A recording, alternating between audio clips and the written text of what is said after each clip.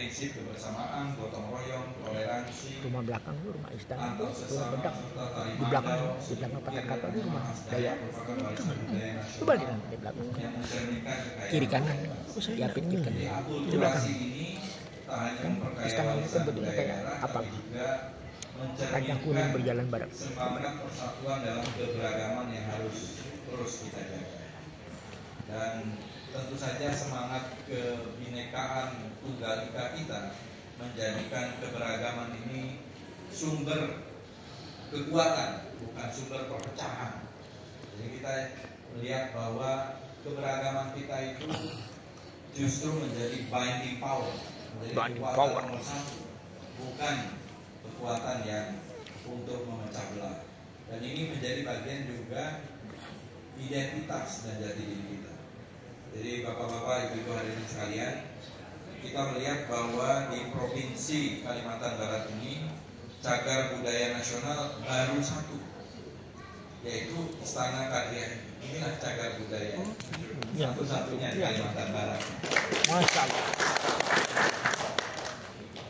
Mudah-mudahan ke depan tentu masih banyak lagi yang Sambas misalnya kan cinta.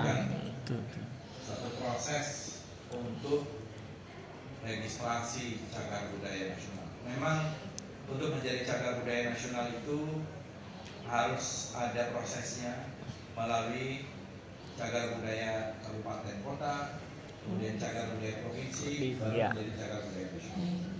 Ada sebagai tahapan cagar budaya nasional, kita asal tidak dirubah-rubah. berharap mudah-mudahan berjalan lancar. Jadikan Sudah kita rencanakan, kita agendakan. Istana Kadrian ini juga ingin kita pugar. Amin.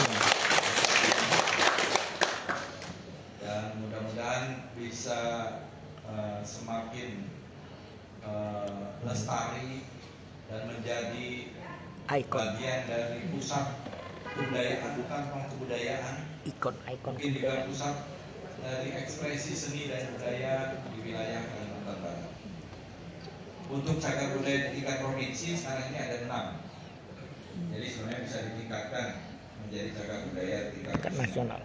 Dan kita berharap dengan kekayaan budaya yang banyak dan beragam di provinsi Kalimantan Barat, tujuannya harus cagar budaya provinsi ini bisa naik kelas menjadi cagar budaya nasional. Lalu ada sekitar 80 warisan budaya tak benda, intangible cultural heritage, yang meliputi seni pertunjukan, keterampilan, dan kemahiran kerajinan, adat istiadat dan tradisi serta ekspresi lisan.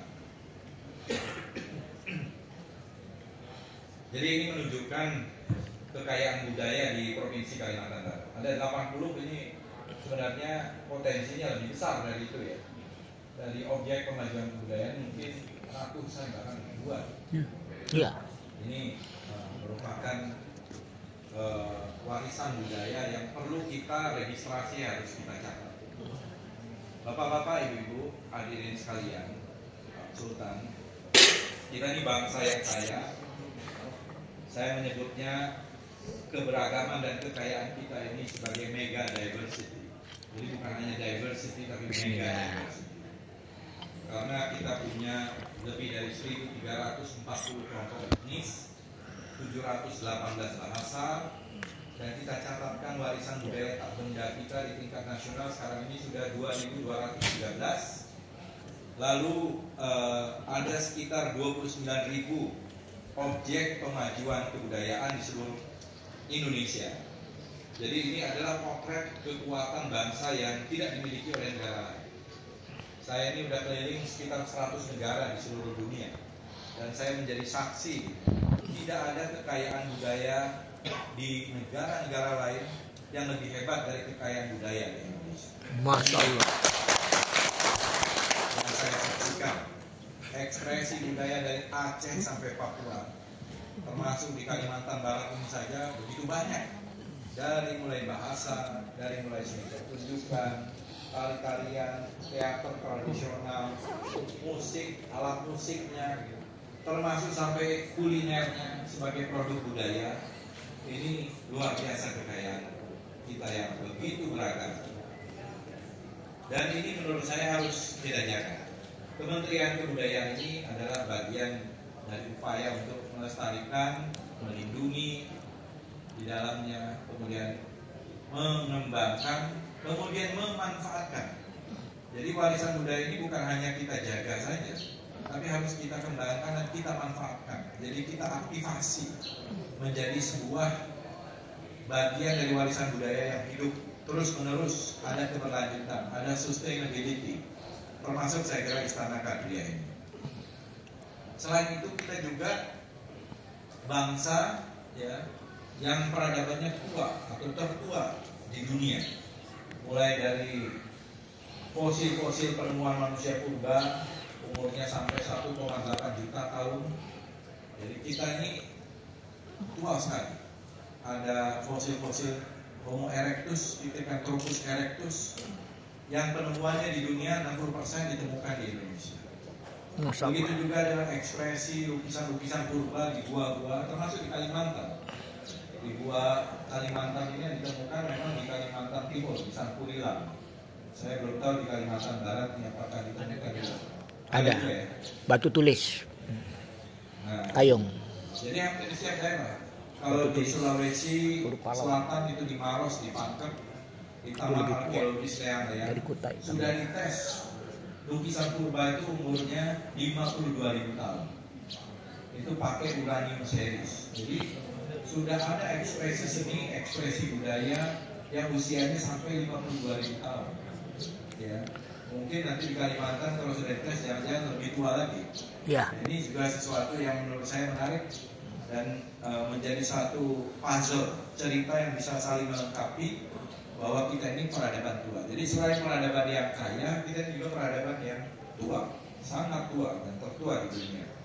Jadi termasuk bukti-buktinya itu ada di Sangiran dan sebagainya.